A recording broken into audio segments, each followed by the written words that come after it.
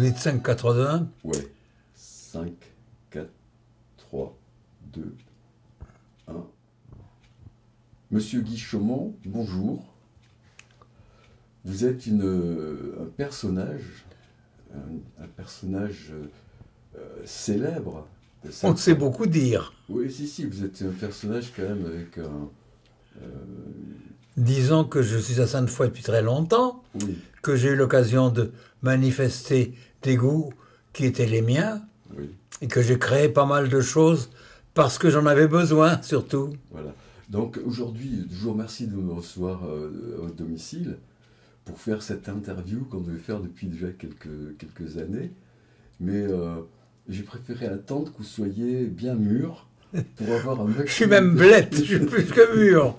Je suis bon à accueillir, mon pour cher. avoir un maximum de choses à nous confier et à nous dire. Parce que bon, moi, vous m'avez connu, j'étais tout petit. Ah, je l'ai connu enfant, j'avais oui. 5, 6 ans, 7 ans, 8 ans. Et puis, bon, bien sûr, j'ai grandi depuis, comme vous d'ailleurs, mais je ne suis jamais arrivé à vous rattraper. Alors, Vous aurez du mal maintenant. Monsieur Guy Chaumont, puisque nous sommes entre hommes, vous avez quel âge? 93 ans, mon cher. Et vous êtes né le... 20 juillet 1924. Je suis né à Paris, d'une vieille famille parisienne. Vous êtes un Parisien. Et j'y ai vécu 35 ans. Oui. J'y suis installé pharmacien 5 ans. Oui. Avant de quitter la région parisienne parce que j'en avais marre. Je suis parti à Jarnac, en Charente. Et là, j'ai eu des déboires parce que ma première épouse est partie. Oui. Bon, ça peut arriver, bien sûr. Oui. Et j'ai rencontré ensuite ma seconde épouse en Haute-Savoie. Oui. Alors, vous en avez combien d'épouses? 2, c'est tout. J'en ai connu que 2. Vous êtes né parisien, ensuite... Et j'ai surtout vécu la libération de Paris. Oui. Car je faisais à l'époque partie des équipes de la Croix-Rouge. Et je me souviens très bien d'une date qui nous a marqués tous. Nous étions au poste de secours du Grand Palais. Et c'était en plein dans la libération. Il y avait énormément d'Allemands qui étaient d'ailleurs pas très tendres à l'époque. Et on leur avait déclaré qu'il y avait des munitions dans le poste de secours. Alors ils nous ont fait sortir, nous étions 7, ils ont fait sortir, ils nous ont mis devant le poste devant le Grand Palais, avec une mitrailleuse devant nous. Et ils sont allés perquisitionner. S'ils avaient trouvé la moindre chose, on y passait tous. Oui, alors ils n'ont rien trouvé. Et je dois dire que j'ai eu quand même la frousse. Oui. Bon, ça c'est partie de vos peurs, de vos... Oui, vos bien angoisses, sûr, mais... Vos angoisses. Bon. Donc vous étiez pharmacien sur Paris? Oui, je suis resté à Charenton 5 ans. Oui. Et vous avez quitté Paris, bon, c'est indiscret de savoir pourquoi. Tout simplement parce que ma pharmacie au pont de Charenton se trouvait à l'arrêt de l'autobus 126. Et c'était une chose extraordinaire l'été. Quand on fermait la porte, on étouffait de chaleur. À l'époque, il n'y avait pas encore de climatisation.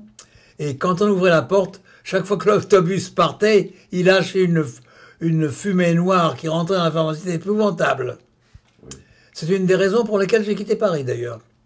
En plus de ça, déjà, il était impossible de circuler. C'était en 1955, ça. Bon. Alors en 55, vous quittez Paris, Oui. et ensuite vous arrivez sur Sainte-Foy à quelle époque? Non, je vais d'abord à Jarnac. Oui, absolument. J'arrive à Sainte-Foy en 64. 64. Donc tout de suite vous installez pharmacien Ah ben bien sûr. à l'emplacement qui était le vôtre, rue Victor Hugo. À l'ancienne pharmacie de M. Manin. Oui. Et alors comment ça s'est passé cet accueil dans Sainte-Foy? Oh, en tant que protestant, je n'ai pas eu de peine du tout. Sainte-Foy étant ça a été longtemps une place de sûreté protestante, et Sainte-Foy m'a accueilli parfaitement. Je n'ai pas eu aucun problème. Bon. J'ai même fait partie de la communauté, je fais toujours partie de la communauté protestante, j'ai pris pas mal de responsabilités à l'époque.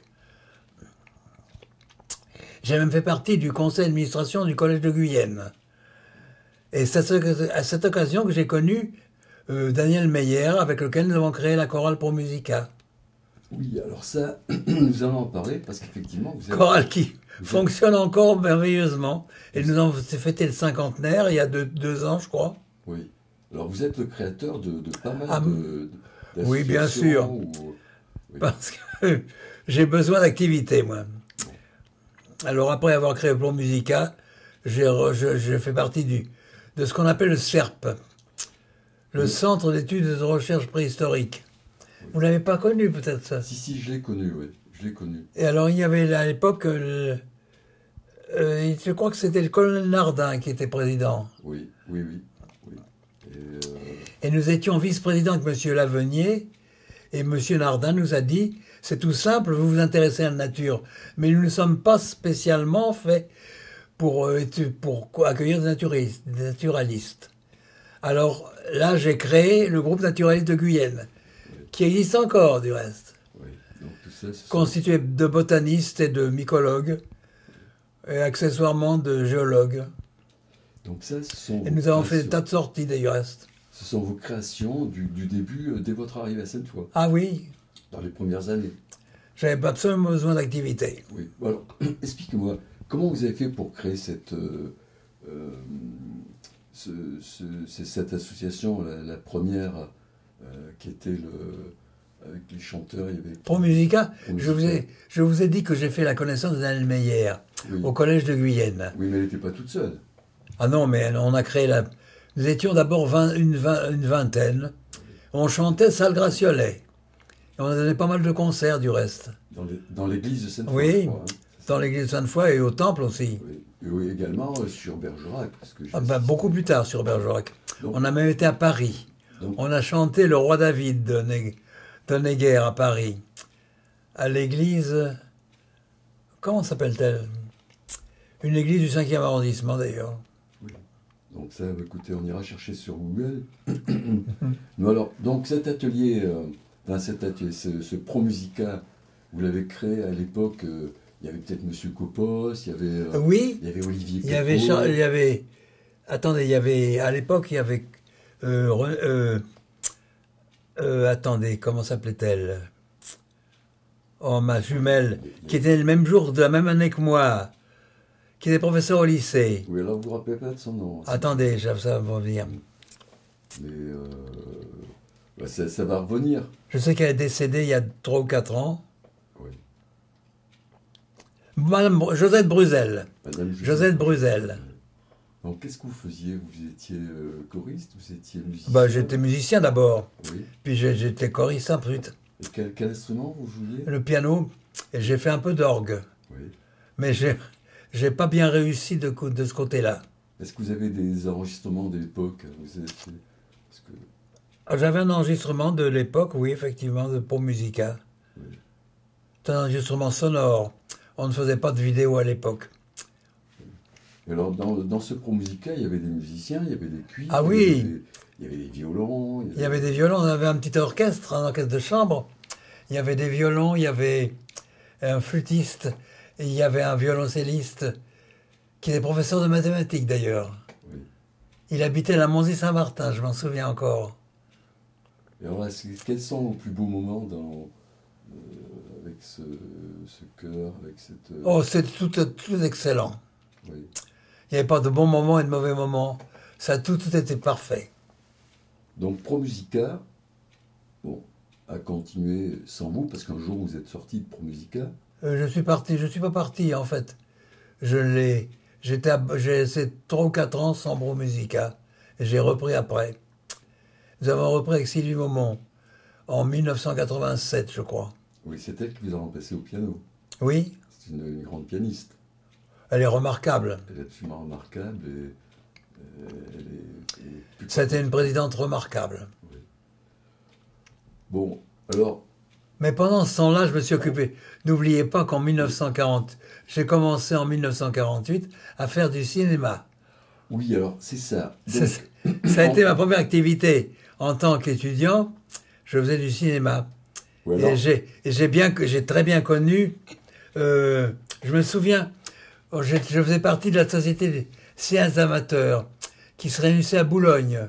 oui, mais alors, monsieur Guichemont, là, vous étiez cinéaste, vous étiez acteur, vous étiez réalisateur. Oh non, j'étais réalisateur. Réalisateur, oui. Bon, c'est-à-dire qu'on faisait tout. On prenait les prises de vue, on faisait le montage, on faisait tout. Oui. Et c'était du 16 peut-être J'ai commencé par du 9,5 et puis après je suis passé au 16 très vite. 16. Parce que le 16 est beaucoup plus maniable, plus cher, mais comme il est cher, on fait très attention quand on appuie sur le bouton. Mais oui. Alors que Oui. le Super 8 ou le 16, le 9,5, on appuyait en tant qu'on voulait. Oui. Et alors, bon, vous étiez réalisateur, mais aussi vous avez été président de... Ah oui, j'étais président national de l'association de la Fédération française des clubs de cinéma amateur, de 1974 à 1978. Et vous aviez organisé sur Sainte-Foy, de mémoire Oh oui, on organisait tous les ans un concours. Mais à Sainte-Foy, ensuite, entre 92 et 2002, tous les ans, tous les 2 ans, j'organisais une semaine de cinéma international. Oui, Nous avions des Belges et des Suisses qui venaient. oui, c'était... Il y a une photo encore là. La photo qui se trouve là, tenez. Oui. Bon, tout à l'heure, on fera un zoom sur cette photo. Et alors, ça, ce sont des bons souvenirs aussi. Mais oui, bien sûr. C'est là que j'ai créé le club de cinéastes. Attendez, comment ça s'appelle-t-il?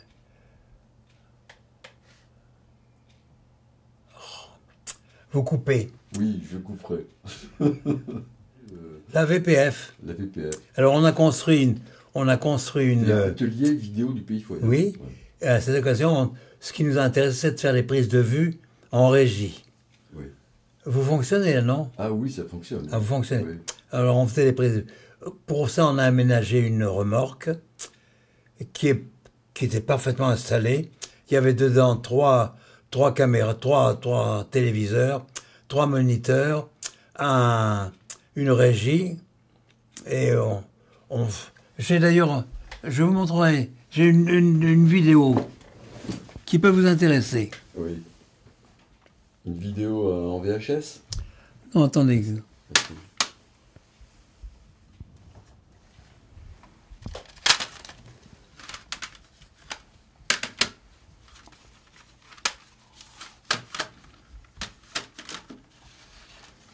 Oui, vous devez avoir pas mal d'archives. Hein. Oui, j'en ai énormément. À tel point que je ne sais plus où j'en suis quelquefois. Alors, vous réalisiez quel genre de film ou de reportage? Oh, tout. Il y a de tout. Il y avait pas mal de scénarios d'ailleurs. Parce que vous écriviez aussi des scénarios? Oh, moi, je n'en ai jamais écrit. Moi, essentiellement, je faisais du documentaire et du reportage. D'accord. Documentaire sur la région? Oh, ça dépend sur tout ce qui était possible. J'ai des tas de films 16 mm, j'en ai un paquet énorme en bas dans mon sous-sol. Mais je ne peux pas les exploiter parce qu'il faudrait que je les fasse tous transférer en numérique. Mais alors ça, justement, nous en avons parlé hier. Oui. Et je m'occuperai de vous mettre en relation pour pouvoir les numériser, puis ensuite les exploiter. Tenez, si vous voulez voir, attendez. On peut s'arrêter une seconde? Ah oui, allez-y. Je vais vous montrer, ça va vous intéresser. Oui. Vous allez me montrer où? Là-dessus. Ah, sur le téléviseur. Ou même sur le... Attendez. Sur l'ordinateur? Oui, je pense que c'est sur l'ordinateur.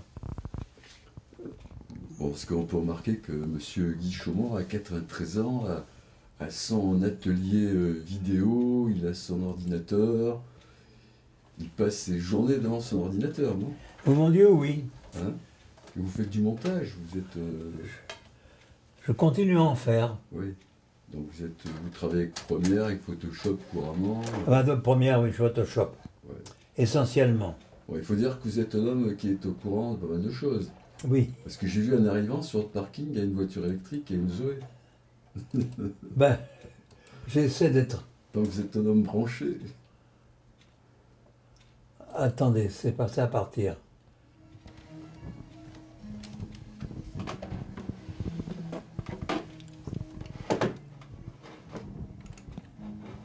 Donc ça, c'est un reportage sur Saint-Émilion. Sur une prise de vue en régie que nous avons faite. Oui.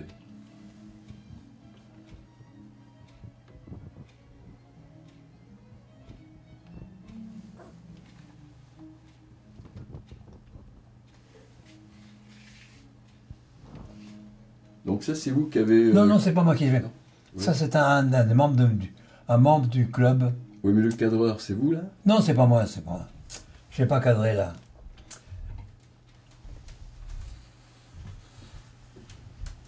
Attendez, pourquoi est-ce qu'on n'a pas de son? C'est ça que je ne comprends pas. Parce qu'il est baissé, peut-être ou... Non, pas. Il n'est pas baissé, tout maximum, au contraire. Sur l'ordinateur?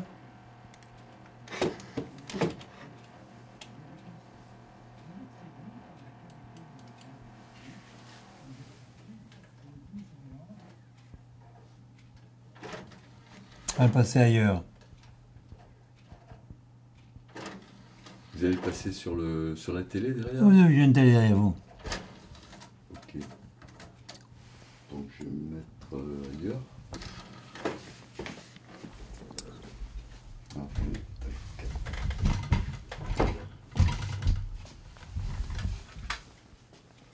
Attendez, que je foute pas ça en l'air.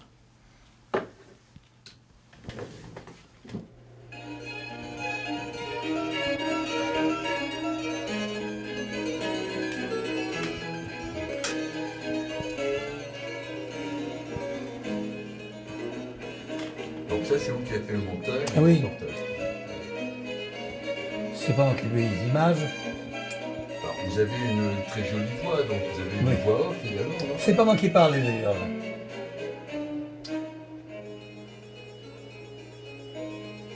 C'est un copain de Bordeaux qui a parlé.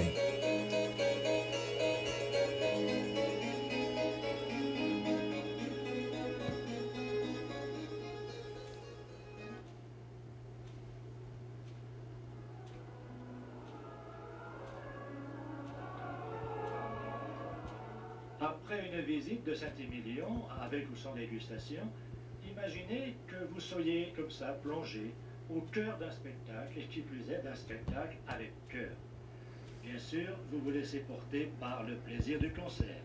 Vous êtes séduit par la qualité musicale des artistes, vous êtes sensible aux douces nuances de la lumière, et vous avez peut-être remarqué que cette messe de Rossini était télévisée. Mais avez-vous songé, ne serait-ce qu'un instant, à la colossale quantité d'efforts déployés pour offrir... Merde. Excusez-moi, Une coupure d'antenne, hein? monsieur. C'est moi qui ai fait les bêtises. Oui. Non, mais à votre âge, on peut en faire. Hein. pas toujours Cherchez le un son. défaut, acceptez sans remords de vous laisser conduire dans les coulisses pour y découvrir la partie cachée de ce concert.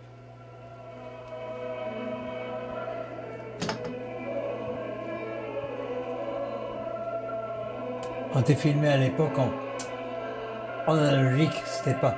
On n'avait pas le numérique encore. Et oui. Alors c'est moins bon. Et oui, mais pour l'époque, c'est quand même pas mal. Ouais, là, ce qu'on vient de voir, c'était pas pour Plus musical. de 6 heures... C'est pour musical, si. Oui. C'était une prise de son. C'est pour vous montrer ce qu'on faisait à l'époque. Déjà, a été oui. investi par le Big Gang Vidéo de Sainte-Foy-la-Grande. Et croyez-moi, c'est quelque chose. Ils sont tour à tour déménageurs, installateurs, éclairagistes, ingénieurs du son, jongleurs de câbles, recordmen du cadrage sur commande, génie de la brico-soudure, champion des jacks et des cinches, prince de la péritelle, orfèvre de la régie finale.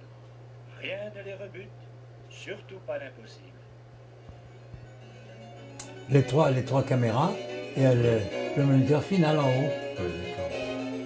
Ça, c'était votre régie. Oui, c'était la régie, vous allez la voir. Elle l'explique complètement. Et ces vaillants touche-à-tout s'appellent...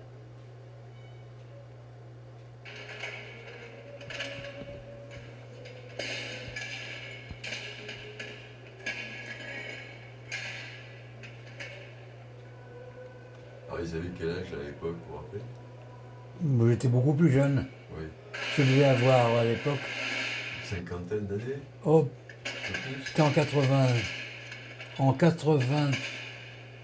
92, je crois. Ouais, en 92, donc... J'avais 68 ans. oui. Ça vous rappelle des souvenirs, alors. Ah bah.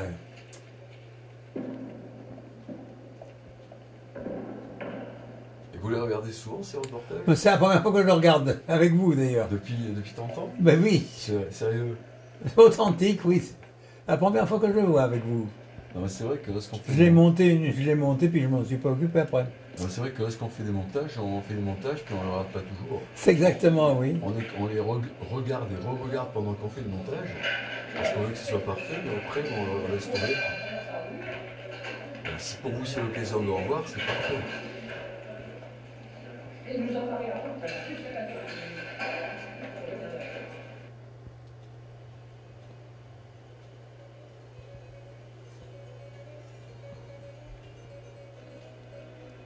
Reconnaissons que jusqu'à présent, c'était de la bricole.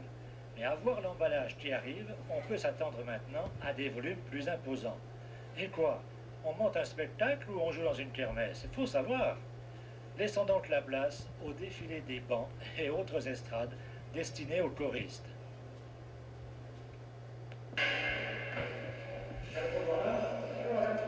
Oui, il fallait tout mettre en place. Ah ben bien sûr. Oui.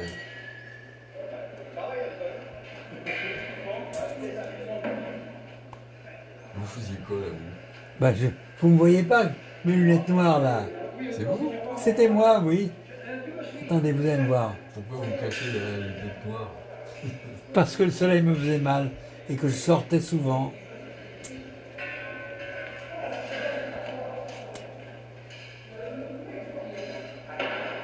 D'accord. Tenez, voilà. Oui, c'est vrai, je me souviens, oui, vous étiez sur un peu d'accord. Parce que même dans votre pharmacie, hein, Oui.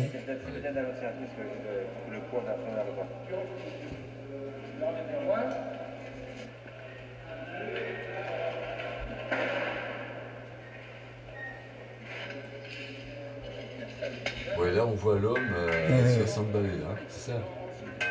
Vous voulez pas trop changer, hein? Aussi. J'ai pris quelques années de plus quand même. Non, non, là, déjà vous n'êtes plus obligatoire. Tu peux y aller, t'as un trou, regarde. Voilà, vers l'extérieur.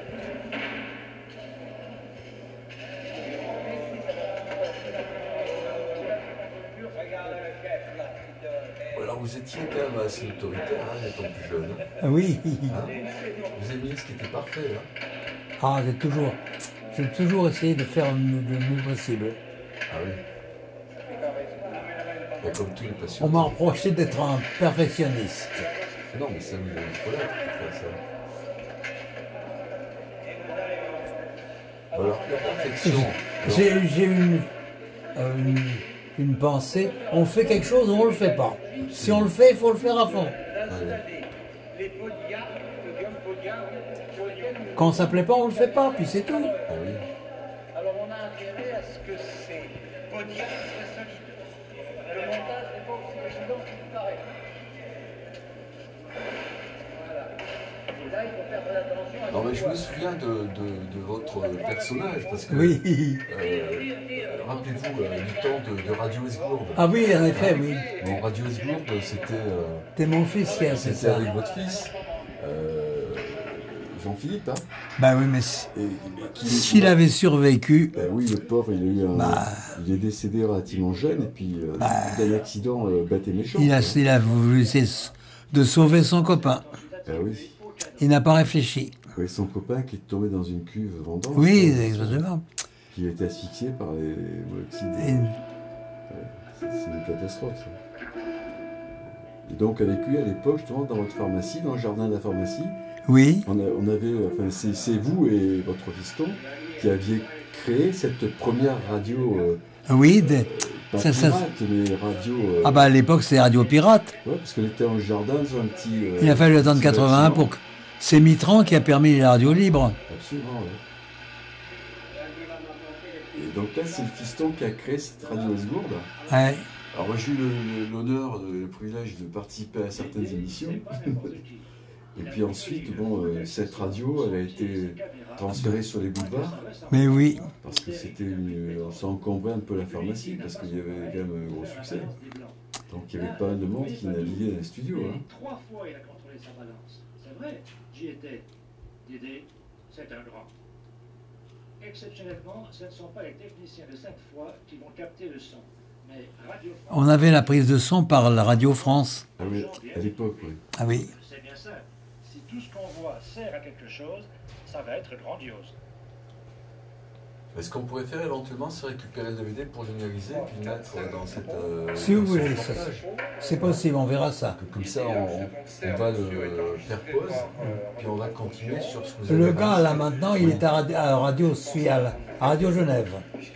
D'accord. C'est sa dernière prise de son. Oui. Il partait à Radio Genève après. Mais il doit être à la retraite maintenant. Vous étiez avec des pros, hein. C'est normal. Le dimanche entre 13 et 15 heures. Voilà ce qu'on peut dire pour au niveau de la diffusion. Et là maintenant, Ouais, alors monsieur Duchamp, excusez-moi, on va faire pause. La vidéo, on la mettra sur le. Oui, si vous voulez. Attendez, vous allez voir. Oui. Parce que c'est intéressant de voir. Avec, un piano et un accordéon, c'est assez spécial comme prise de son. Alors nous avons installé un couple suspendu dans l'église et quelques micros là que nous sommes en train de monter qui vont être pour préciser à la fois la chorale, le piano et l'accordéon. c'est quoi? C'est omni ou cardio ça? Omni. Bon, voilà. Alors il avait les lunettes noires aussi pour ressembler au patron. Ben, je sais pas. Pour les deux chanteurs, voilà. Les solistes. Les deux, quatre solistes. Ils en auront chaque quatre, deux pour un. Et donc on vire ça, là, on va sortir celui-ci. Ça c'est les deux chants, les deux des solistes en omni. Voilà, omni aussi. Ça c'est l'accordéon cardio. Et là on a deux, voilà, cardio, piano. C'est ok Jean-François, c'est bon ça. Et par contre, eh bien, il va nous falloir deux chops gris qu'on se mettra en cardio, parce que là il va rester en cardio ici. Et donc ça je le mets là. Mais j'arrive. Hein. Quand je range. Vous avez déjà, dans ce reportage, entendu des notes de piano. Eh bien oui, il est arrivé. Mais admirez plutôt la manière. Quand je pense au boulot qu'on a fait à l'époque, Ah oui. je suis content de le revoir, ce truc-là. C'est des heures et des heures de passion.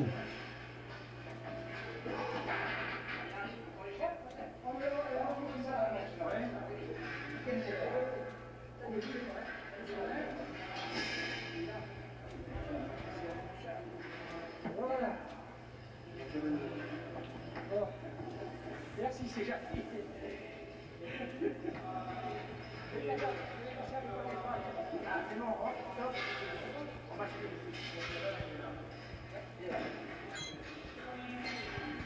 En voyant ces images-là, Oui. vous pensez à ce que vous avez vécu ou à ce que Oh. vous avez. Je le revois avec plaisir. Oui. Ça vous donne pas le cafard? Ah, Guichon. Pardon? Ça vous donne pas le cafard? Pas du tout. Pas le moins du monde. Nous allons pénétrer maintenant dans le sein des Voilà la régie vidéo que nous avions. machines à Oui. images, dans l'usine des transmutations électroniques. Où tout ce Alors, qui ces reportages, ils étaient destinés à quel public?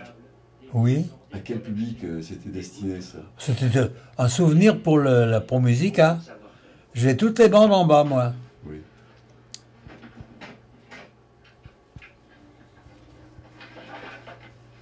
Et il y a un musée? Pensez donc. Je ne crois pas, d'ailleurs. Non? Il n'y a pas de raison. Bah si, pour tous ceux qui participent encore. J'en ai plusieurs que j'ai passés en vidéo, en DVD. Mais c'est pas bon parce que c'est tout analogique. Oui. Actuellement, je branche les moniteurs. Déjà, je branche le PLCL des moniteurs. Et en même temps, le secteur est branché. Ouais, puis vous n'avez pas gardé les sources vidéo. C'est le numéro 1, la une est là. Voilà, Si, elles sont en bas. on branche le secteur. J'ai toutes les bandes en bas. Voilà, maintenant, il va passer pour le PLCL. Mais ça, vous le filmiez sur quel type avec quel type de matériel? Avec un caméscope VHS? VHS, oui. D'accord. C'est pas moi qui filmais, là. C'est mon copain qui filmait. Oui. C'est très rationnel, très logique. Parce que les cassettes VHS, on peut les réencoder avec le matériel d'aujourd'hui, avec les encodeurs d'aujourd'hui. C'est casser du travail. Hein. Ah bah oui. On branche le secteur. Alors, il vient faire un coup, là. Voilà, tu me passes le... Il fallait pas se tromper, hein, là.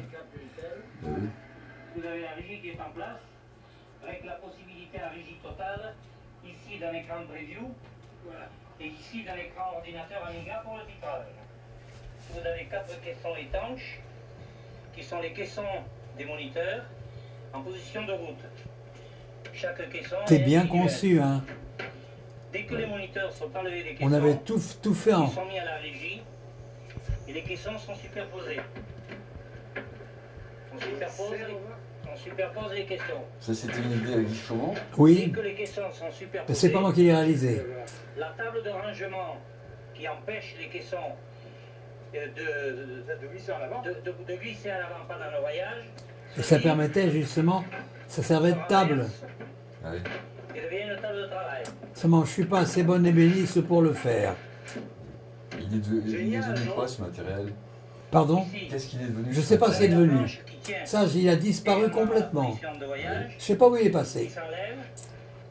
Vous allez passer de ce côté, planche, sans castre, qui devient la régisson. Et ici, nous allons mettre tout le système de son. Alors, il y en a. Vous avez la boîte à outils. Ici, vous avez toutes les connexions avec les accessoires divers. La table de régie qui se met là. Le magnétoscope, oui, oscilloscope. La table de son. Non, on l'avait pas, tu l'as sorti, mais on l'avait pas. Ah, mais on va se faire. Si tu en as pas, tu nous dis une fourniche le son direct. L'ampli.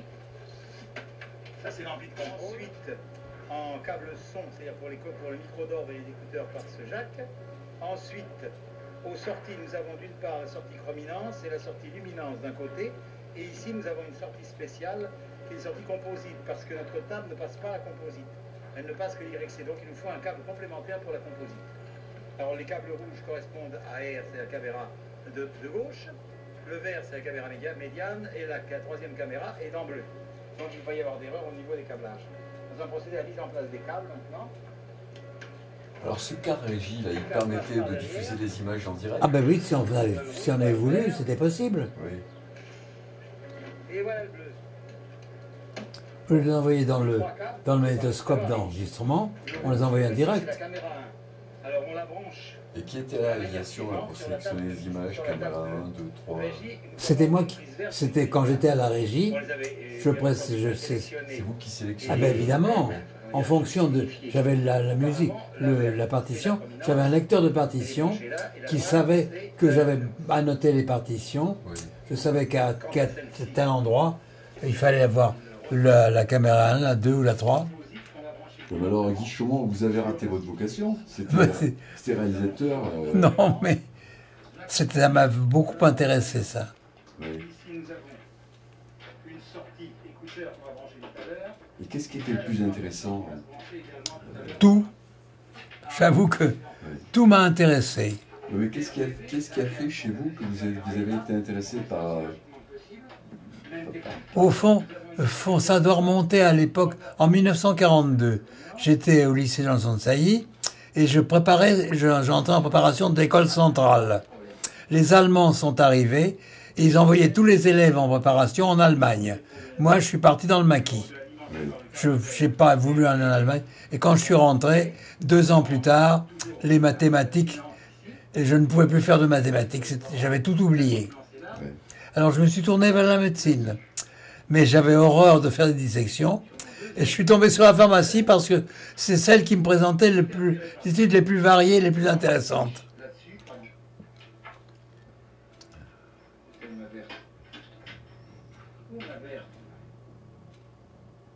Et donc vous êtes devenu pharmacien. Ah oui, bien sûr. Alors j'ai fait l'internat, j'ai préparé l'internat. Je voulais faire santé navale. Mais mes parents, j'étais fils unique et on obéissait à ses parents à l'époque. Oui. Mes parents m'ont interdit de faire santé navale. Ils pensaient que je partirais dans Outre-mer. Oui. Alors je me suis contenté de faire l'internat à Paris. Donc vous êtes devenu pharmacien, puis vous êtes ensuite devenu docteur en vidéo. Vous êtes devenu docteur en vidéo? Non, non, non, non. Non, mais pendant mes études, j'ai travaillé pour me payer une petite caméra, une 9.5, une Pathé 9.5. C'était une boîte de savon, non? Oui, c'était essentiellement mécanique. On tournait la clé Et on avait environ 2-3 minutes de prise de vue. Et vous l'avez gardée, cette caméra? On pensait qu'on... j'en ai gardé aucune. J'en ai eu 4 caméras, dont notamment une Paillard, qui était remarquable. La Paillard, c'est une super marque. Ouais. Ah ben, je l'ai donnée au musée de Vannes. Il y a un musée de cinéma d'amateur à Vannes. Alors je l'ai donné à Vannes. Je branche une lance, et même chose sur le troisième téléviseur qui a une souche bleue. Je branche la souche bleue qui reste, qui doit être quelque part, on peut retrouver. Bon, si vous voulez, on peut continuer, hein. Oui, on va continuer. D'accord. Et puis ça, bon, si vous jugez utile que je numérise pour mettre sur le reportage, je le ferai.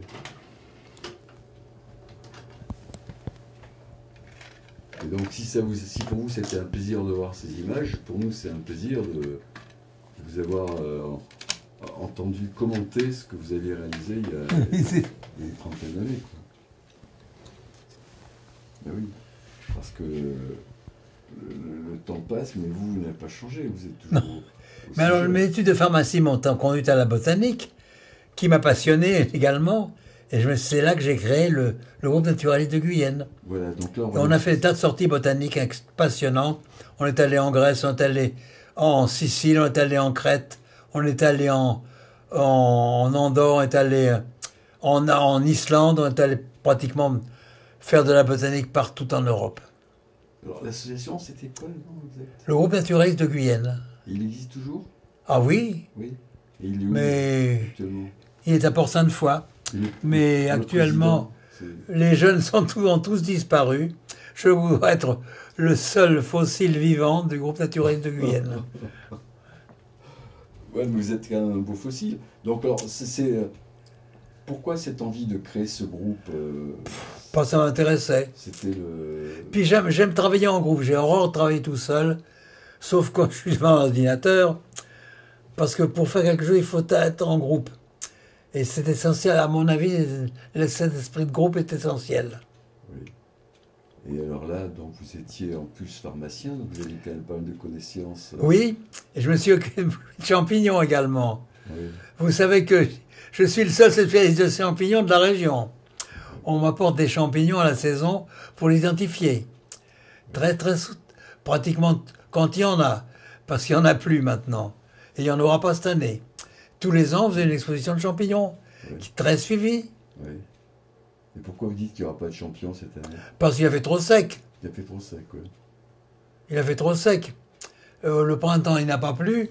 L'été est extrêmement chaud.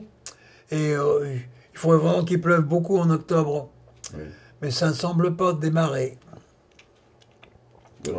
L'an dernier, déjà, on a dû annuler l'exposition parce qu'il n'y avait pas de champignons. Oui. Alors, vous êtes au courant certainement du Polytère. Du Polytère. P-O-L-Y-T-E-R. C'est quoi le Polytère? Ah, ça c'est la bonne question. Vous n'êtes pas au courant de ce champ? Non. Mais ça va vous servir pour vos champignons, pour votre jardin, etc. Disons que c'est un Français qui a inventé ces graines de Polytère. Et bon, si vous voulez avoir le renseignement exact, le mieux c'est d'aller sur Internet, parce que moi je ne suis pas capable de vous énoncer toutes les propriétés de ce... Qu'est-ce qu'il veut faire avec le Polytère? Quel but de la chose? Le but de la chose, c'est de retenir l'eau, oui, de fixer l'eau, et de les mettre dans les... j'ai entendu parler de ça, oui, c'est exact. Dans les racines. Oui, j'ai entendu parler de ça. Et ce qui fait que ça peut capturer de 200 à 600 fois je sais, oui. son poids en eau. Mais je ne connaissais pas le terme, je ne me souvenais pas du terme Polytère, mais j'ai vu ça quelque part. Ouais, c'est Polytère, P-O-L-Y-T-E-R. Et d'ailleurs, ils ont innové en Afrique, justement, dans les pays où il y a la sécheresse, pour pouvoir justement permettre l'implantation. Parce que même au Sahara, très profondément, on trouve de l'eau. Ah oui, oui. Oui, c'est pour ça qu'il y a des mirages dans le Sahara, non? Mais le Sahara, autrefois, il y a 1500 ans, était couvert de forêts. Oui. Oui. Alors pourquoi cette déforestation? Je ne sais pas. Il y a une raison. Cataclysme, non? Je sais que la Terre se réchauffe. Mais c'est le réchauffement climatique. Il a bon dos, le réchauffement climatique. Oui, oui, parce que il n'y a pas que ça. Certainement, il y a eu des phénomènes. Oui. Bon, il y a eu comment dire, le déplacement des plaques. Le monde bouge. Oui, en principe, oui. Il est sans arrêt en mouvement. Il est sans arrêt en mouvement, donc jusqu'à la fin du temps, il y aura toujours des Mais bien catastrophes, entendu. des cataclysmes. Hein. D'ailleurs, si vous êtes tant de tremblements de terre, de séismes et d'éruptions volcaniques, c'est parce que les plaques tectoniques bougent sans arrêt. Ben oui. À la limite des plaques tectoniques, vous avez toujours des points chauds et ça donne évidemment des volcans. Alors, il y a les volcans, mais ensuite, là, on assiste en ce moment, là, on est en plein dedans, puisqu'il y a eu l'ouragan Irma Il y a eu un tremblement de terre au Mexique, dévastateur. je crois que c'est hier. Oui, il y a absolument... Un tremblement de terre au Mexique, Oui, avec un tsunami suivi d'un tsunami. oui. Donc, Je pense que le séisme est né dans le Pacifique, oui. à la limite de deux plaques tectoniques. Et là aussi, vous avez quand même des connaissances sur tous ces mouvements climatiques, tous ces mouvements... Ça m'intéresse plaques. beaucoup, mais bien sûr, mais il faudrait pouvoir le travailler à fond, et maintenant je suis trop vieux pour le travailler à fond. Non, non, vous n'êtes pas trop vieux. Non, non.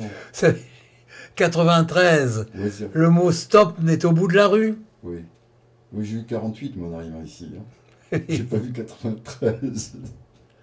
Non, mais enfin, je sais pas. Tant que la tête marche, ça va, mais les jambes ne marchent plus, mon pauvre. Oui, mais bon... Alors ça me limite beaucoup parce que j'ai envie de faire des tas de choses que je ne peux pas faire. Et je dis pas que ça me touche moralement, mais presque. Oui.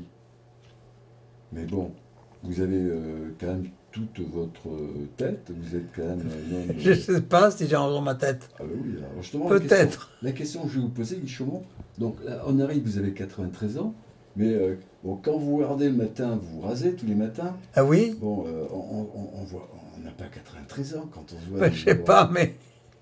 Je sais pas, mais je me lève tous les matins à 5 heures quand même. Oui, Je me suis toujours levé de très bonne heure. Quand j'étais étudiant, je me levais à 3 heures. oui, Et de 3 heures à 5 heures, à 8 heures, j'avais fait tout mon boulot. Pendant ce temps-là, les copains veillaient jusqu'à 3 heures du matin en bouffant du Maxiton. Ils se foutaient la santé en l'air. Mais moi, je me levais à 5 heures, à 3 heures. Et à 8 heures, j'ai fini mon travail. C'était quoi le Maxiton? Ah, vous n'avez pas connu ça, Maxiton? Non, non. C'était L'orthédrine non plus, C'était une ni drogue. la phénédrine. C'était des excitants que l'on donnait aux gens pour les empêcher de dormir. Ah oui. Ça avait des indications très graves au point de vue cardiaque en plus. Oui. Et donc, vous en preniez un maximum pour cette J'en raison. prenais pas, moi, jamais j'en ai pris. Vous Je me étiez- suis toujours réveillé à 3 heures du matin. C'était les copains qui en prenaient pour pouvoir veiller. Oui. Mais vous, votre Maxiton, c'était quoi vos activités alors? Je me couchais à 8 heures le soir. Oui. Il fallait quand même que je dorme un peu. Alors, bon, pendant ce temps, votre femme vous a supporté. Ah, j'étais étudiant à l'époque. Vous étiez étudiant, oui. Ouais. J'avais pas de femme. Vous n'avez pas de femme. Non, non, non. J'en ai pas de femme, tête attitrée si vous voulez. C'est ça, oui. Mais j'avais des copines. Oui. Bon.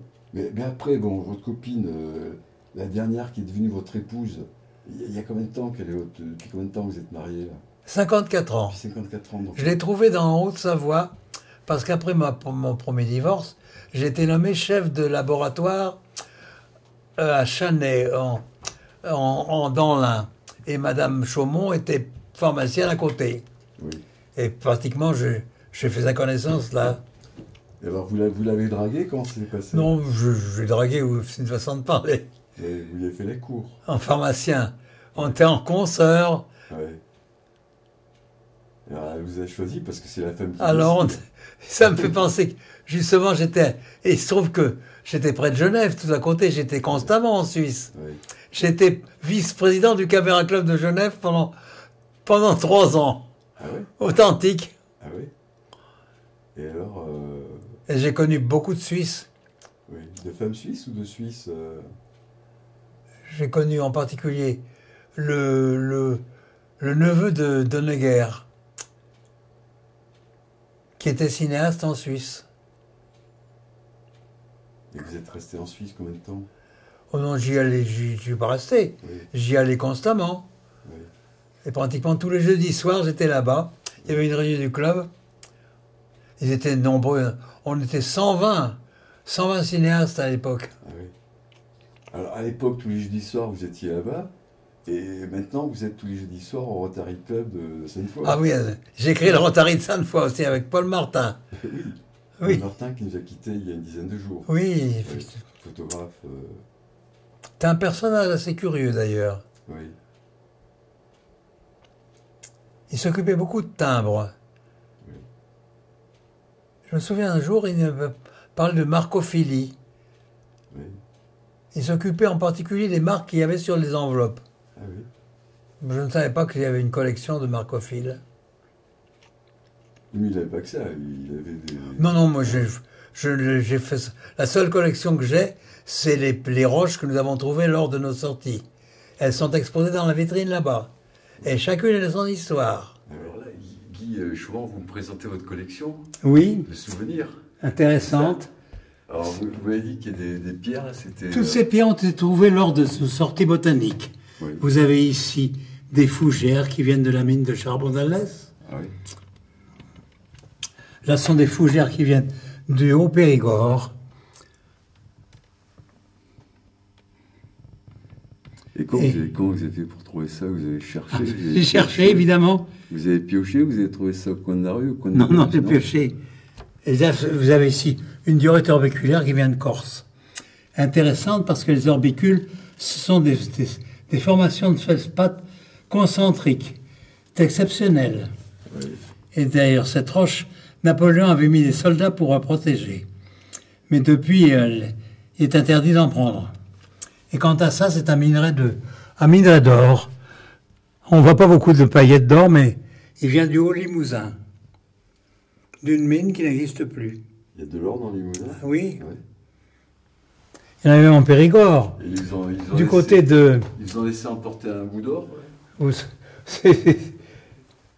Ça de faire un gramme par tonne, quelque chose comme ça. Ah oui, d'accord. Donc là, il y en a Une quartzite. c'est ça. Et on broyait la quartzite, on la traitait par le cyanure, on obtenait de l'or.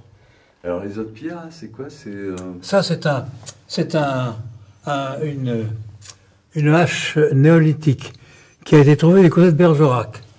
Et celle-ci, c'est une autre hache qui vient du côté de Jarnac. C'est la hache de votre grand-père, Entre les deux, il y a 500 000 ans entre les deux. non? Et c'est la hache de votre grand-père, non? Non, pas de mon arrière-grand, très arrière-grand-père. Ah oui, là, donc là, c'était... Et ça, c'est du granit d'Assouan. Attendez que je tire un peu. Donc là, c'est une collection unique, là. Elle est intéressante parce que là, c'est du granit d'Assouan. Le granit avec lequel on a fait allons. Laquelle, Pierre? Pardon? Non, c'est un granit de...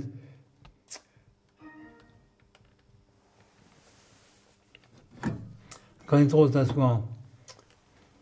Ce granit, là? Oui, c'est un granit d'Assouan, le voilà, le granit d'Assouan. Et c'est quoi sa particularité? Eh bien, il est rose, il est très beau.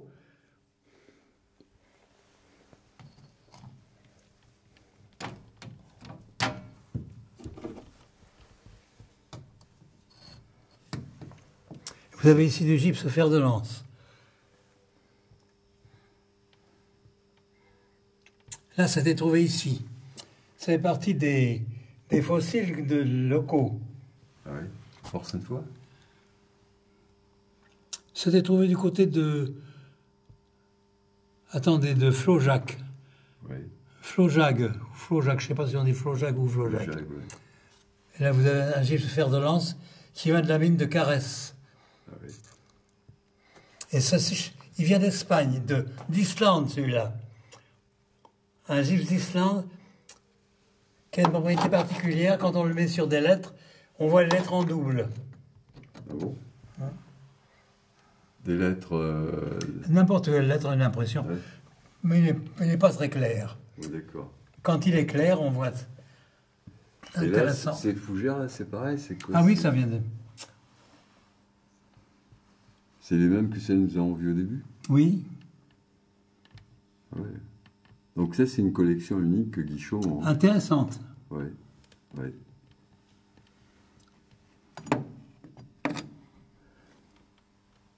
Bah écoutez, Monsieur Guichon, merci pour cette visite. Je vous en prie.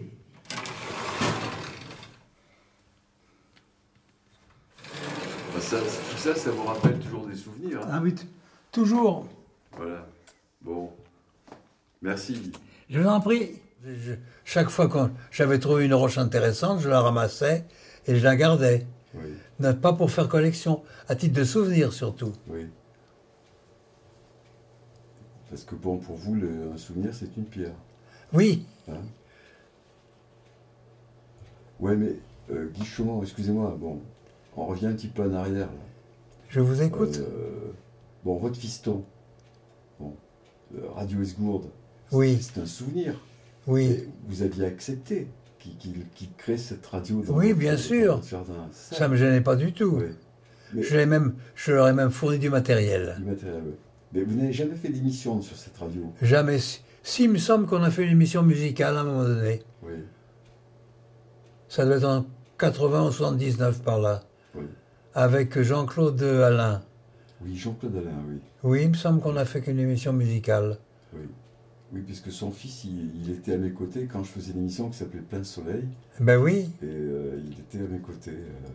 Ah, bien sûr, il a grandi depuis. Là. Ben il fait du théâtre maintenant, je crois. Oui, je crois, oui. Oui. Donc ça, c'était la belle époque aussi.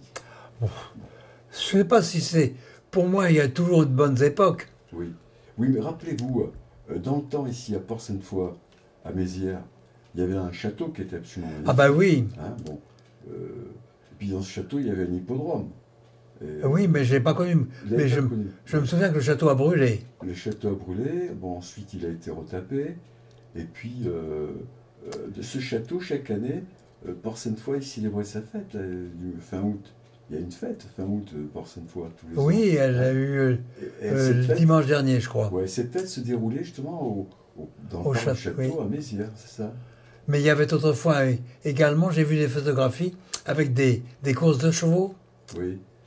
Ben oui, à la oui. place du stade. Absolument, c'est la place du stade, il y avait un hippodrome. Là. Et bon, peu de gens le savent, mais c'est l'occasion. Moi, j'ai de pas leur connu, dire, j'ai pas connu cette époque. Oui. Oui, mais vous avez eu de la collab, puisque moi je l'ai connu, donc vous vous rappelez plus ou moins. Mais justement, à l'époque, je me souviens, avec votre fils, on avait fait un petit reportage vidéo, justement, sur l'une de ces fêtes.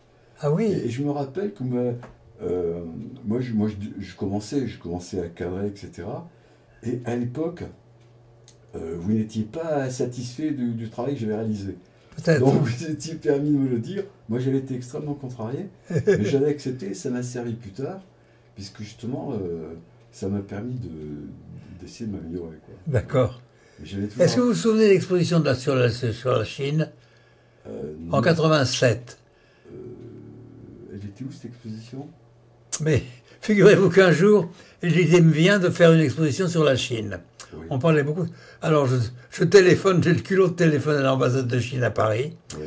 Il m'a envoyé deux semi-remorques avec de matériel. Et j'ai la vidéo d'ailleurs. Oui. Et cette exposition, s'est déroulée. La salle des fêtes en 87, inaugurée par Monsieur Lard, Ah oui. que vous avez connu. Ah, Pierre là, oui, absolument. Oui. Oui, oui. J'ai la vidéo là. D'ailleurs, j'ai quelques reportages que j'ai fait avec M. Pierre Lard. Mais bon, à l'époque, c'est pareil, les bandes, ça coûtait cher, tout ça. Bon, Ben oui. et puis on faisait le minimum, même les photos. Hein. Bon, il y avait que les pharmaciens qui pouvaient se payer les photos puis des bobines. Hein.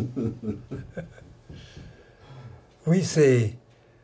J'avoue que ça fait beaucoup de souvenirs tout cela. Ah oui. Bon, alors, ça fait déjà beaucoup de choses. Oui. Il y a Pro Musica. Ensuite, le groupe Le groupe naturaliste, le groupe naturaliste, l'atelier vidéo. l'atelier vidéo, le Rotary Club. Oui. Hein, vous avez Beaucoup pour un seul homme, vous avez Oh, raison. mais il y a autre chose aussi. Je sais pas. Si, essayez de chercher. Pas un de- peu. Si le Fédération des clubs de cinéastes, la Fédération nationale, Ben oui. J'ai que des présidé pendant 4 ans. Oui, donc là, vous étiez quand même président. J'allais à Paris toutes les semaines à l'époque. Oui. Non, mais vous étiez un personnage coté. Hein. Donc, Bah oui, mais... les gens ne se souviennent pas parce que le format a disparu. Mais hein, c'était un peu comment dire, des courts-métrages. Oui. Ah, c'est ça. Et je vais vous raconter une histoire. Vous vous souvenez de Robert Boulin? Oui. Eh bien, je me souviens de Robert Boulin. Robert Boulin, qui était le maire de Libourne, Oui. qui était ministre de... Il est venu me voir un jour pour me demander d'être son suppléant. Oui. Au point de vue politique. Je lui ai dit que la politique ne m'intéressait pas du tout, que je n'y connaissais rien en vignoble, que je pourrais faire un très mauvais suppléant. Il a compris, mais il m'en a toujours voulu. Oui. Ben, c'est normal, hein, parce que quand... J'ai fait sa connaissance lors d'un dîner Rotary. Oui. À Libourne, d'ailleurs, on avait discuté ensemble, et il était à l'époque ministre de la Santé. Oui. Et je lui m'a demandé ce que je pensais de la distribution des médicaments. Alors moi, je lui ai dit quel était mon avis. C'était tout simplement de faire aux pharmaciens ce dont il devait faire, délivrer les médicaments. Donc il fallait qu'ils trouvent des boîtes de 1000 comprimés, qui comptent par exemple 16 comprimés aux malades, de façon à distribuer aux malades juste le nombre de comprimés qui étaient nécessaires. Ah oui. Oui. Il m'a dit, mais l'idée est excellente, mais elle ne sera jamais réalisée. Je lui ai dit, je le savais bien. Eh oui. Et pourtant, c'était la seule méthode, le mode hôpital. Bon, si ça avait été fait, vous auriez certainement changé d'avis, vous seriez lancé dans la politique. Je me vois pas en train de faire de la politique. Je suis trop naïf. Oui. Parce que finalement, je suis un naïf. Je suis très naïf. Non, mais ça, c'est ce que dit votre épouse. Non, vous n'êtes pas naïf. Hein. Oh, si, oh, je me connais bien. Oui. J'ai une certaine dose de naïveté quand même. Bon. Qu'est-ce que vous reprochez encore? Je crois que les gens sont tous bons. Oui. Et je me trompe quelquefois. Je me suis rendu compte que je me suis trompé. Oui. Qu'ils n'étaient pas tous bons. Pourquoi? Parce qu'ils sont pas toujours sincères quand ils vous parlent. C'est C'est ça. exact, absolument, oui. Ben oui.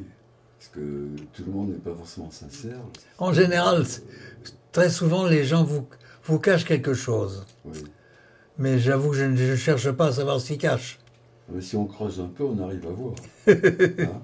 Mais j'ai jamais creusé. Et je ne cherche pas à creuser. Bon. Alors, Je reste profondément chrétien. Non. C'est que je crois quand même que les gens sont bons et que la méchanceté n'existe pas. Ce sont des gens qui sont malheureux, les méchants. ben oui. Ou alors... Et s'ils sont méchants, c'est peut-être parce qu'ils sont malheureux. À moins parce qu'ils boivent un coup. Ça peut arriver. oui. Les gens qui ont bu sous l'effet de l'alcool, qui deviennent brutes, je sais pas.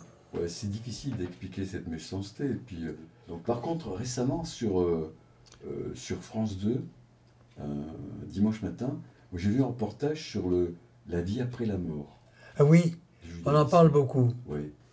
Et moi, personnellement, plus j'avance dans l'âge... Mais j'ai pas peur de... Si je vous dis que j'ai pas peur de la mort, Non, mais c'est pas la mort qui... ça ne fait pas peur. C'est le fait de ne plus vivre. Je suis embêté parce que je ne pouvais plus vivre, Non, mais exactement.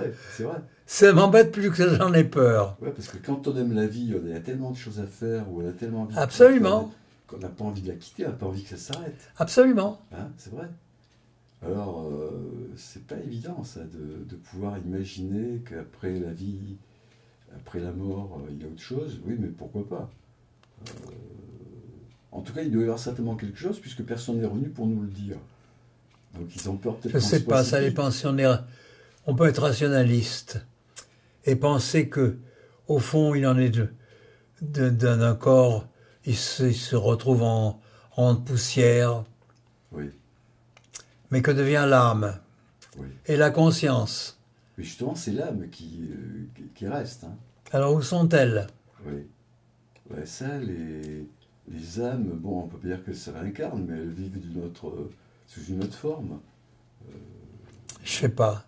C'est l'idée des hindous, ça, Oui, la réincarnation. oui. Mais bon, il faut croire à quelque chose, quand même. Ah oui, bien sûr. Je sais pas, moi, je reste chrétien, évidemment, mais il m'arrive de douter quand même. Oui.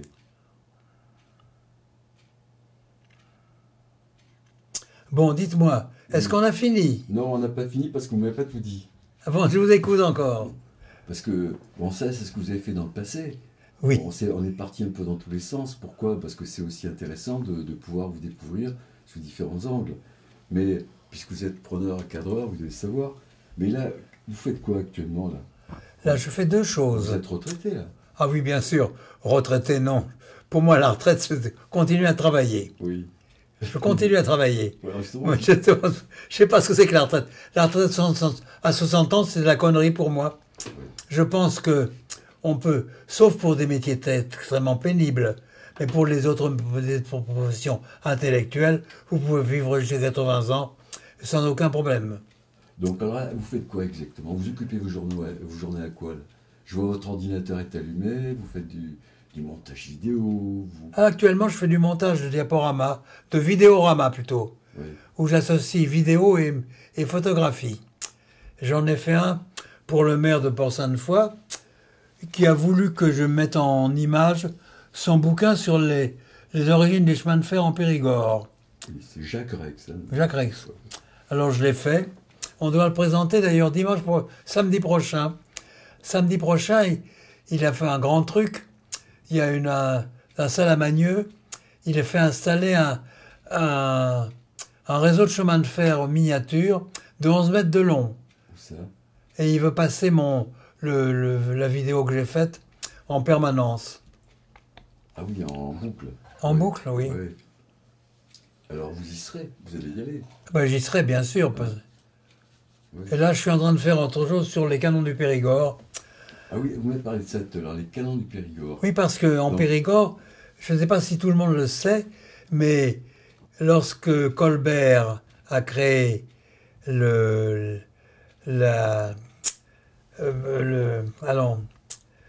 corderie de Rochefort, Oui, oui. il fallait des canons. Qui est magnifique. Hein. C'est Mais oui, ouais. magnifique. Ouais.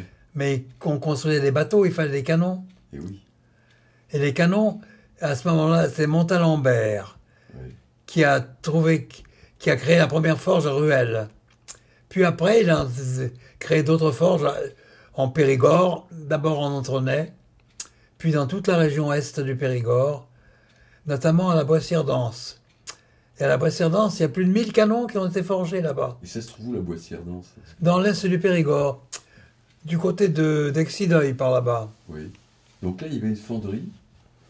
Il y avait une fonderie qui était Ah oui, spécialisée une fonderie avec des hauts fourneaux. Oui. Il y a tout plein de hauts fourneaux en Périgord. Oui. Et donc là, ils fondaient les Ah oui, le minerai de fer.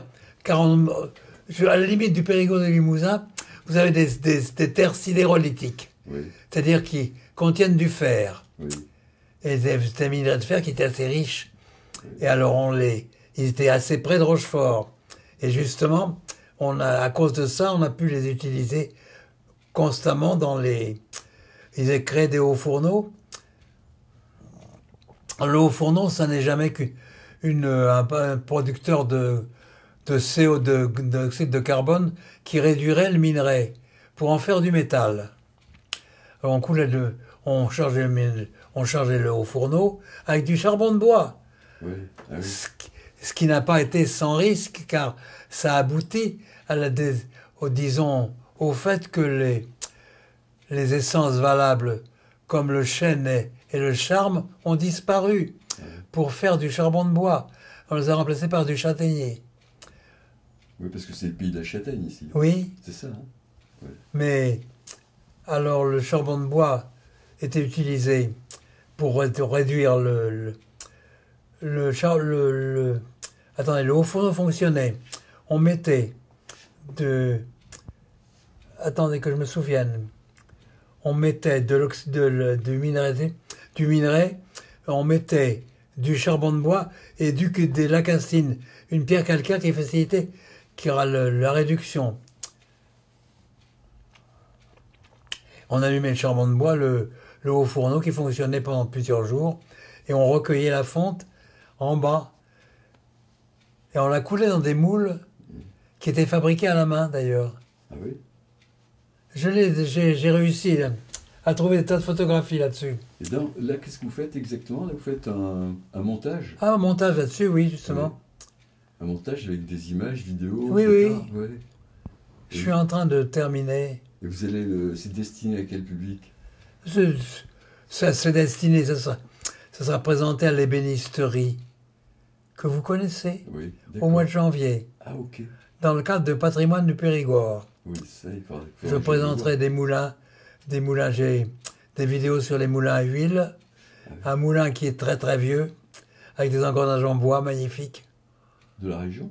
Oh, je l'ai tourné ça en 62, du côté du Moustier, en Dordogne. Oui. Le gars voulait, il dévoulait avant sa dernière presse avant de démolir le moulin. Le moulin est détruit. Ah oui. Enfin, il a réussi. J'ai réussi à le filmer. Il est en 16 mm, ça. Oui. Et alors, ouais, mais alors Guy Chaumont, vous passez pas votre temps qu'avec les canons, là? Non, mais Vous faites autre chose aussi. bien sûr, Oui. Hein? je m'occupe beaucoup de musique encore. Oui. De musique, c'est-à-dire au niveau création, partition Non, mais je suis en train de préparer quelque chose sur les orgues. Sur les orgues de Corse. Ah oui. Car la Corse possède une quantité d'orgues extraordinaire. Dans le plus petit village, vous avez des orgues magnifiques. Ça, moi, je ne sais pas, je connais pas la Corse. C'est le plus beau département de France. Oui. Vous avez peut-être des origines corses, non Non, mais je suis allé 3 ans de suite, Oui. grâce à mon confrère Martinelli, qui était pharmacien à Lalinde, qui nous a introduit dans sa famille. On est arrivé en Corse comme accueillis à bras ouverts. Quand on dit que les Corses ne sont pas, s'ils sont accueillants à condition qu'on soit de leur famille. Ah oui. Et donc là, il vous a fait découvrir les orgues de Corse. Bah oui. Parce que c'était sa passion, puis c'est devenu la vôtre. Ah, moi, j'ai toujours beaucoup aimé l'orgue. Ouais. Alors, Guy Chaumont, ça fait une petite heure que nous parlons ensemble. Je sais que vous êtes un homme branché, comme je disais au début du reportage. Vous avez une voiture électrique. Oui, Bon. Alors, il n'y en a pas beaucoup encore qui ont une voiture électrique. c'est la deuxième déjà. Alors, il y en a qui sont pour, il y en a qui sont contre, il y en a Ça qui dépend. disent bien, il y en a qui Mais disent du mal. Tout dépend Oui. là, de l'utilisation qu'on en fait. Oui. Pour moi, ça ne pose aucun problème parce que je la recharge facilement, mais j'imagine difficilement qu'avec actuellement l'autonomie d'une voiture électrique, un Parisien puisse en utiliser. C'est pas possible. Parce qu'il faut la recharger constamment. Oui. Or, monsieur qui habite au 7e étage ne peut pas recharger sa voiture. Ah oui, non, c'est vrai. Non, il faut attendre quand les voitures électriques auront 400 km d'autonomie réelle, ce sera possible.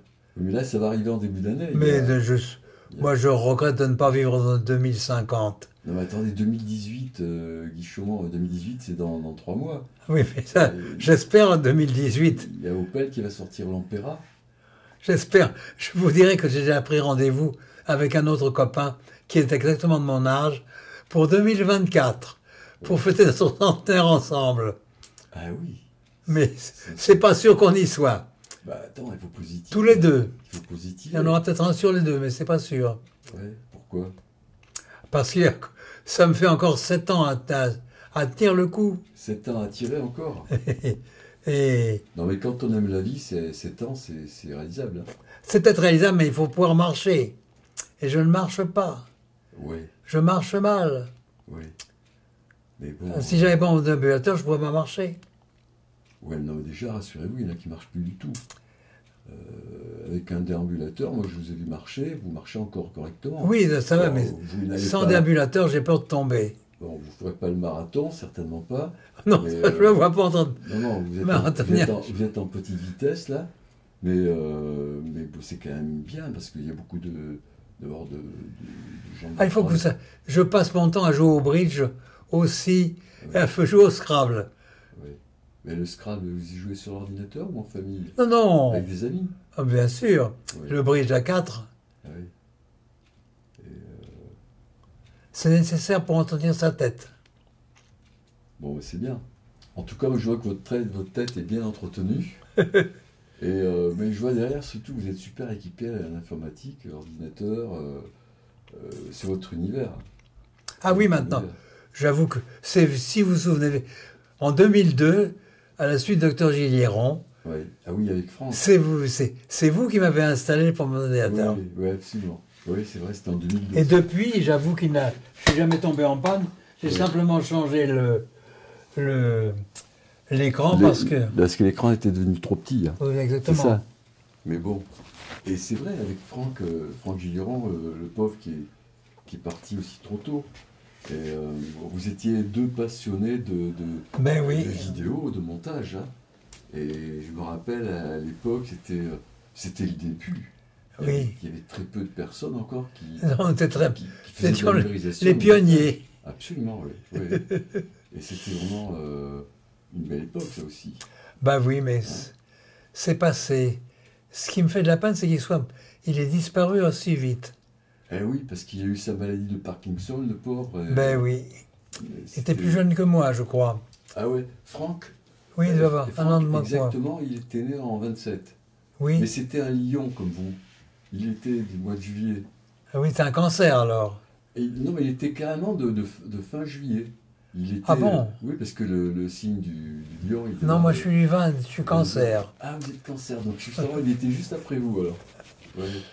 Parce que bon, je sais que j'ai de bons souvenirs aussi de Franck Gilliéron. Parce que bon, à l'époque, moi, le magasin, moi j'ai deux magasins. C'était un médecin remarquable. Ça fait Hein. 18 ans que mon magasin est ouvert, je suis encore là. Je suis à la retraite depuis 8 ans. Et je me souviens très bien, il m'avait dit, à l'époque, il me dit, je ne veux pas t'enterrer à Jarnac parce que je serai à côté de Mitran. Il ne voulait pas t'enterrer à côté de Mitran. Ouais. Mais non, mais là, il est enterré à Pessac. Oui. Donc on a respecté ses volontés. Avec sa fille, d'ailleurs. Oui, d'accord, oui. Trop tôt. Bon. Son fils est toujours au Luxembourg. Oui, Eric, oui. Il a réussi là-bas. Et il travaille dans l'univers financier. Hein. Ah. Voilà. Bon. Bien. Mais bon, Guy Chaumont. Je vous écoute.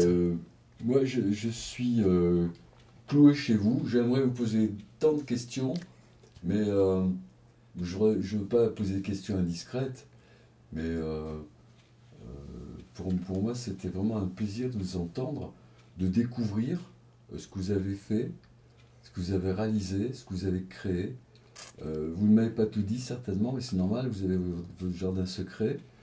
Et puis, c'est peut-être l'occasion de se retrouver pour vous 100 ans. Voilà. Oui. Vous savez, mon jardin secret, il n'est pas très grand. Hein. Oui. J'ai un tout petit jardin secret. Oui. Alors, bon, on va sortir de ce jardin, on va aller se promener dans la Bastide de Sainte-Foy-la-Grande. Oui. Bon, qu'est-ce que vous pensez de Sainte-Foy-la-Grande? C'est devenu... Ah, j'ai fait un film sur Sainte-Foy, vous ne l'avez pas vu? Non. Oh, il faut que je vous donne la vidéo alors. Un film, la vidéo à l'époque où Mais oui. le commerce fonctionnait bien, quoi, c'est ça. J'ai fait ça parce que, figurez-vous que le Rotary, en 81, Oui. on a eu une réunion pas régionale, mais la convention nationale à Sainte-Foy. Et on m'avait demandé de présenter la ville. Je l'ai présentée avec une film vidéo, Ah oui. que j'ai d'ailleurs là. Vous avez, oui. Et elle a tellement intéressé qu'on m'a demandé de faire une version anglaise, Oui. que j'ai également. Et c'est vous qui assurez la voix off en anglais.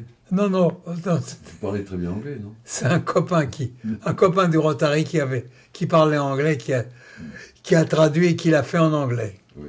Bon alors, bon, bien sûr, Sainte-Foy a changé. Bah oui. Moi, je me souviens de Sainte-Foy en 64. Ça grouillait. Ah oui. C'est incroyable l'activité qu'il pouvait y avoir. Ah oui, oui, oui. Il y avait déjà, dans ma rue, il y avait 4 boucheries, 2 charcuteries, Oui, oui, 5 ou 6 épiceries. C'est incroyable le monde qu'il pouvait y avoir. oui, c'est... Parce que l'âge d'or de Sainte-Foy, c'était le 19e siècle. Oui. Du temps de la batellerie. Et c'est vrai que Sainte-Foy a beaucoup changé. Ah bah bien sûr. Ouais, ouais. C'est devenu un peu tristouné. Bah, C'est vrai. Parce que même si on se rappelle les années 70, 75, oui, mais il y avait moi encore j'avoue pas mal que d'activité. le jour où Leclerc est arrivé, ils ont tout foutu par terre. Oui, oui. Il avait juré de ruiner Sainte-Foy, il l'a ruiné. Non, je pense pas qu'il ait juré de ruiner Sainte-Foy. Mais je pense que ce sont nos politiques qui, à l'époque, n'étaient pas conscients de l'impact de ce que... Mais oui, mais c'est pas installé à Sainte-Foy, il s'est installé au port. Oui, Donc le maire de Sainte-Foy ne peut rien faire. oui, oui, d'accord. Mais bon, ensuite, ils ont déménagé, quoi. Bon. Bah oui, mais actuellement, ils sont à Pineuil, ils ont créé le Grand Pineuil. Oui, Ils essaient d'attirer vers eux pas mal de commerçants. Il y en a qui ont fait faillite déjà depuis. oui. D'autres qui tiendront le coup. Pas beaucoup. Je sais pas. Pas beaucoup, parce que, bon, on a créé ce grand espace à Pineuil, mais on n'arrivera jamais à créer ce qu'ils sont en train de créer sur Bergerac. Ah, bien sûr, oui. Voilà. Donc les gens, les consommateurs, bon, maintenant ils vont sur Internet, ils vont là où c'est le moins cher. Bien sûr. Tout le monde veut. Là, je pense que vous avez raison. Tout le monde veut gagner plus, mais tout le monde veut payer moins cher. Alors je ne sais pas comment on peut faire pour gagner plus et payer moins cher, parce que, comme j'ai toujours dit, une entreprise ne peut donner qu'est-ce qu'elle reçoit. Et donc c'est pas avec des... Oui, mais le principe des grandes surfaces, c'est d'acheter le moins cher possible et de vendre le plus cher possible, tout en restant dans des limites raisonnables. Oui. Oui, mais d'acheter le moins cher possible en mettant à genoux les entreprises pour les... Ah ben bien sûr, bien entendu. Mais alors justement, les entreprises peuvent pas embaucher. Mais si les paysans étaient astucieux, ils vendraient directement. Certaines coopératives le font maintenant. Oui, oui, oui. Ils vendent directement. Oui, mais là aussi, c'est justement parce qu'on en parle. Il y a certains agriculteurs, quand on trouve le samedi au marché, bon, il y en a qui sont corrects, mais il y en a qui vendent aussi cher qu'à la grande surface. Ben Donc, oui. alors, l'intérêt, bon, il est... Mais l'avantage, c'est que ils peuvent gagner leur vie comme ça. oui, Quand ils vendent à la grande surface, ça leur est payé 3 sous. oui, Ça leur est payé pas le prix que ça vaut d'ailleurs. oui. Mais bon, enfin, pour ce qui est des grandes surfaces, moi j'ai travaillé pendant 25 ans dans les grandes distributions. Oui. Et justement à négocier les accords avec les centrales d'achat et tout. Et je peux vous dire que depuis les années 80, il y a eu une succession d'OPA entre les grandes centrales d'achat. Oui, ça je Ce qui pense. fait qu'au fur et à mesure qu'il y a eu ces OPA, les centrales d'achat se sont regroupées. Mais à chaque fois qu'elles se regroupaient, elles laissaient sur le carreau des entreprises qui travaillaient avec les deux centrales, par exemple. Oui. À l'époque, il y avait par exemple Euromarché, puis Carrefour. Euromarché a disparu. Ah oui, d'accord, oui. etc. Donc il y avait une perte de marché. Actuellement, Mais il reste Intermarché, il reste Intermarché, Leclerc, Super U, il reste Super U. il y a Auchan, bien sûr. Auchan, ben c'est familial. Oui, mais M. Muliez, oui, c'est quelqu'un que j'ai connu d'ailleurs, Arnaud Muliez, puisque lui, il était passionné d'ordinateur. Après. Ah oui. Oui, absolument.